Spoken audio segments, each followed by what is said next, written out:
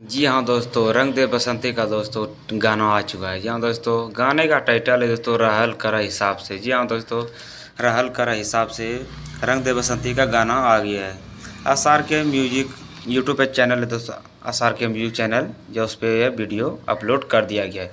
बहुत सारे गाने खेसरे लाल यादव आपका देखे होंगे सभी। रंग दे बसंती का आप लोग को देखने को नहीं मिला होगा। इसमें नज़र आ रहे हैं दोस्तों खेसारी लाल यादव, रति पांडे, और गाने का टाइटल है दोस्तों रहल करा हिसाब से। गाना आप लोग जाके दोस्तों सुनिए, आसार के म्यूजिक से है। काफ़ी दोस्तों गाना ये अच्छा लग रहा है, सर सॉन्ग है, सुनने में बहुत दिल को सुकून मिलता है। दोस्तों ये बात किया जाए दोस्तों, ये वीडियो सॉन्ग रिलीज जो किया जाएगा 4 जून को किया जाएगा।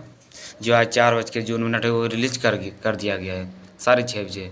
जी हाँ दोस्तों, आज 4 तारीख है, आज ही इसको 6:30 बजे रिलीज कर दिया गया है। थोड़ा हमको वीडियो बनाने में देरी हो गया है। क्या है दोस्तों, आप लोग कमेंट करके ज़रूर बताइएगा। अगर आप लोग अभी तक इस गाने को नहीं सुने तो जाकर आप लोग इस गाने को सुनिए और भरपूर प्यार दीजिए, क्योंकि ये गाना काफ़ी हिट और बवाल है।